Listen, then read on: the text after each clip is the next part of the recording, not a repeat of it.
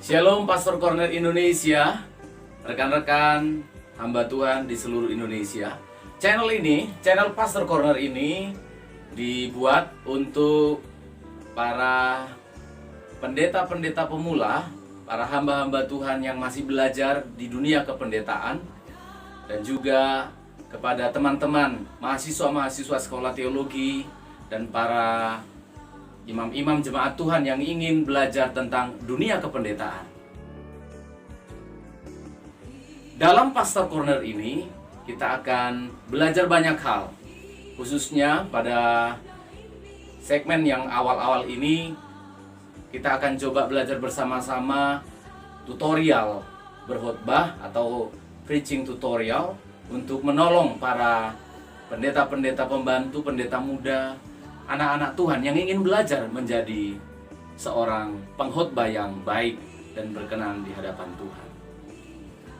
Rekan-rekan Pastor Corner, menjadi seorang pengkhotbah seringkali langsung yang muncul di dalam hati dan pikirannya itu langsung pengen menjadi seperti pendeta ini, langsung pengen menjadi seperti pendeta ini atau pendeta itu, dan lain sebagainya.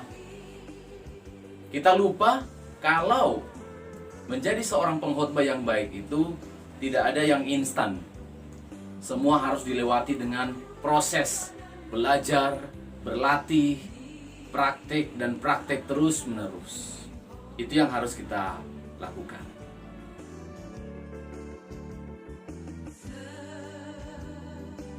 Pastor Corner Indonesia, rekan-rekan hamba-hamba Tuhan yang masih pemula, yang masih belajar. Terima kasih sebelumnya sudah menonton channel ini untuk kita bisa belajar bersama-sama. Pada segmen ini, kita akan belajar tentang bagaimana menjadi seorang pengkhotbah pemula yang baik. Baik tentu yang berkenan di hadapan Tuhan. Nah, rekan-rekan perhatikan, menjadi seorang pengkhotbah itu merupakan satu kegiatan pelayanan yang di dalamnya itu terakumulasi banyak hal ya. Jadi kalau bisa dikatakan menjadi seorang pengkhotbah itu adalah sebuah kegiatan yang complicated gitu ya, yang sangat-sangat komplit ya. Ada banyak ragam yang harus ada di dalamnya. Mulai dari ilmu hermeneutika, mulai dari teologianya harus benar, sampai juga kepada ilmu komunikasinya. Nah, tetapi channel ini tidak dibuat untuk membuat menjadi semakin rumit. Justru dengan adanya channel Pastor Corner Indonesia ini, hati saya terdorong untuk membantu rekan-rekan pengkhotbah-pengkhotbah pemula, hamba-hamba Tuhan yang masih baru, atau juga rekan-rekan sekolah teologi dan awam, jemaat awam yang ingin belajar. Nah, rekan-rekan, untuk menjadi seorang pengkhotbah ada dua hal yang besar sebenarnya yang harus diperhatikan. Yang pertama adalah persiapannya, atau yang kita sebut dengan preparing, mempersiapkan khotbah. Dan yang kedua adalah delivering atau penyampaiannya. Jadi saya ulangi, dua hal ini yang harus kita persiapkan menjadi seorang pengkhotbah, yang saya harapkan saudara akan bisa bersabar, bisa mengupdate selalu postingan saya, mengupdate selalu video-video saya, mulai dari persiapan atau preparing sampai kepada delivering. Mempersiapkan khotbah kita sampai kepada menyampaikan khotbah kita. Ya. Pastor Stefan, bagaimana khotbah kita supaya khotbah kita menjadi khotbah yang baik? Sebenarnya tidak rumit. Kalau saya buat menjadi beberapa prinsip atau yang saya singkat menjadi salibku. Salibku, nah, itu akronim ya, atau singkatan. S-nya itu adalah khotbah itu harus sederhana. Jangan membuat jemaat mendengarkan khotbah menjadi tambah sulit. Apa yang mudah kita persulit begitu ya. Dengan teologi yang sangat kita buat bahasa Ibraninya, Yunaninya menjadi sulit dipahami. Nah, tugas seorang pengkhotbah membuat yang sulit menjadi sederhana. bahwa mungkin kita mengalami kesulitan ketika kita melakukan prosesnya, mempersiapkannya, itu di meja, di dapur kita itu. Tapi ketika kita delivering, ketika kita menyampaikannya kepada umat tidak perlu dia harus sampai kernyit dahinya, bekerja keras untuk memahami. Nah, karena apa? Kita sebagai koki yang hebat, koki yang handal, persiapannya di dapur cukup lama, melelahkan, tetapi ketika menyajikan, jemaat, wah, bagus ya, wah, sederhana, enak ya. Mereka tidak perlu tahu bumbunya berapa. Mereka tidak perlu tahu bahan-bahannya dari mana saja. Dan tugas kita adalah menyampaikan khutbah secara sederhana. Yang kedua, salibku, ya harus alkitabiah. Jangan sampai kita berkhutbah tetapi tidak alkitabiah. Alkitabiah maksudnya adalah mengeluarkan prinsip-prinsip apa yang ada di Alkitab. Atau jangan sampai kita berkhutbah, yang kita khutbahkan bukan Alkitab. Atau sederhananya saya katakan, khutbah kita alkitabiah maksudnya adalah harus expository. Ya, khutbah expository, kalau saudara pernah mendengar istilah itu, khutbah expository. Sebuah khutbah yang dibangun berdasarkan penggalian, expose, gitu. Menggali kebenaran firman Allah, mengungkapkan isi hati Allah. Ya, nanti kalau ada kesempatan khusus berbicara mengenai khutbah expository, nanti kita akan bahas. Itu A ya, S-A, salibku. L di sini berbicara tentang logis. Ketika saya berbicara tentang logis, jangan yang ada dalam pikiran kita, oh ini dia, Pastor Stephen Manurung ini mainnya hanya logika. Bukan. Logis maksudnya adalah ketika kita berkhotbah, maka apa yang kita sampaikan itu harus bisa masuk di dalam cara berpikir manusia. Maksudnya adalah logis ini adalah jangan sampai kita berkhotbah lalu berbahasa aneh gitu loh. Kan ya lucu kalau kita tiba-tiba dalam berkhotbah tiba-tiba berbahasa roh gitu. Tidak ada yang menerjemahkan, orang tidak paham. Nah, maksudnya logis di sini adalah bukan hanya melogikakan Alkitab. Kita percaya mujizat, tetapi ketika kita menyampaikannya harus dengan bahasa yang bisa dipahami. Nah, sederhananya gitu aja ya. Logis berarti bisa dipahami, bahasa kita bisa dipahami. Itu L. Salibku, L. I adalah akronim dari interest atau menarik. Nah, khutbah kita juga harus menarik. Nah, memang perlu hati-hati juga ketika seorang pengkhotbah mengupayakan khutbahnya supaya menarik. Jadi concernnya, fokusnya hanya kepada bagaimana supaya membuat khutbah menarik, mengabaikan aspek-aspek yang alkitabiah. Itu tidak boleh.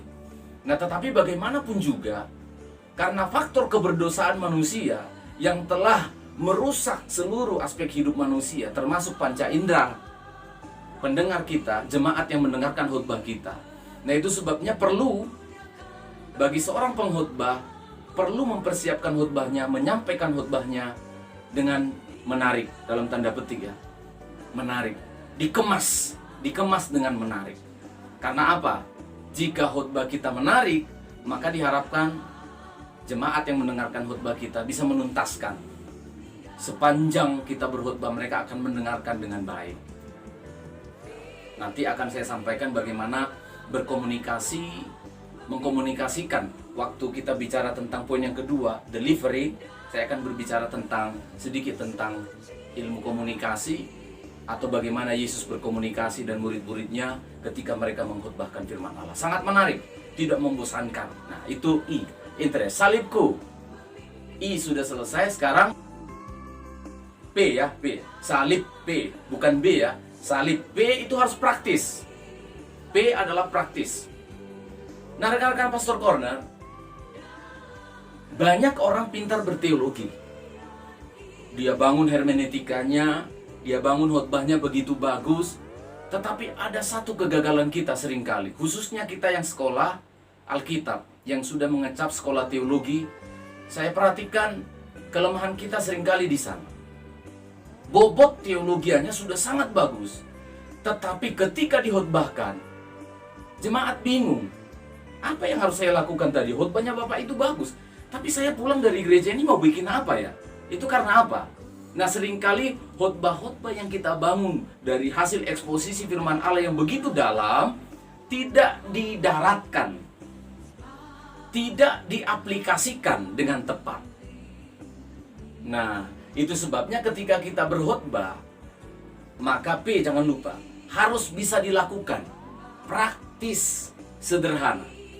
Pastor, bagaimana contohnya kira-kira? Saya kasih contoh sederhana. Ketika saudara berkhotbah tentang topik mengenai mengasihi, ya, topiknya mengasihi ya, judulnya terserah saudara. Mengasihi, saudara sudah berkhotbah Yesus mengasihi dan sebagainya, tetapi ketika sampai pada aplikasi, saudara cuma ngomong begini.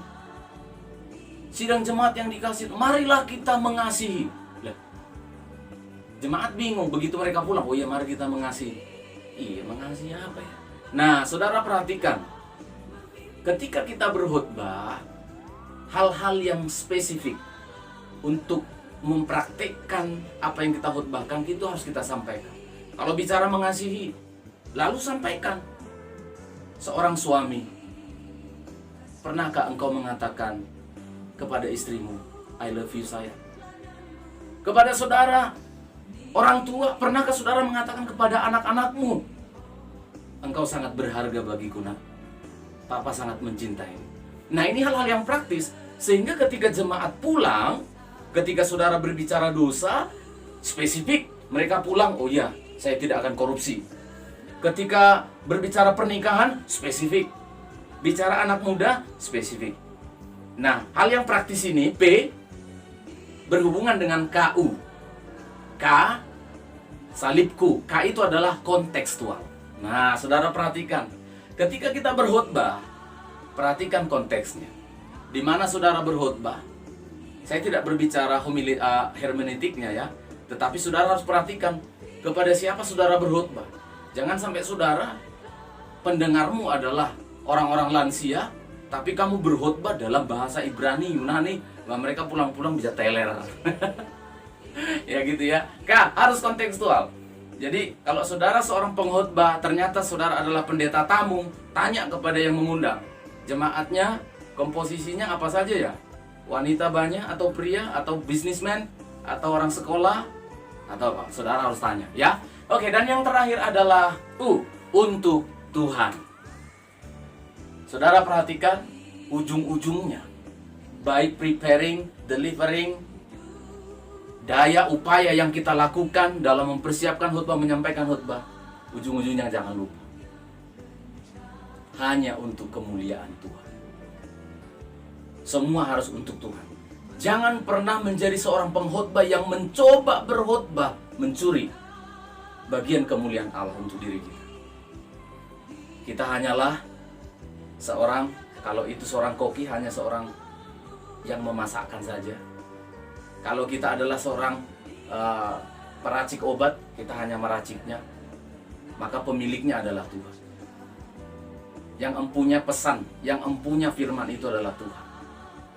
Itu sebabnya dalam setiap khotbahmu, bawa jemaat, bawa pendengarmu untuk bertemu dengan Tuhan. Kita dilupakan sebagai pengkhotbah, tidak ada masalah dengan itu. Yohanes Pembaptis mengatakan, biarlah dia bertambah-tambah, aku berkurang. Biarlah dia makin besar, aku semakin kecil. Mempelai yang memiliki mempelai wanita adalah mempelai pria. Sahabat mempelai yang mendengarnya bersukacita. Nah, tugas kita sebagai seorang pengkhotbah adalah bersukacita kalau jemaat imannya bertumbuh. Jadi bagaimana khotbah yang baik? Salibku. S sederhana, A alkitabiah, L logis, I interest menarik, P praktis, K kontekstual, U untuk Tuhan. Baik, dalam pertemuan berikutnya saya akan membahas segmen yang pertama, preparing, ya, mempersiapkan khotbah. Baru nanti pada waktunya kita akan berbicara mengkomunikasikan, delivering your sermon. Tuhan memberkati kita semuanya. Pastor Corner Indonesia.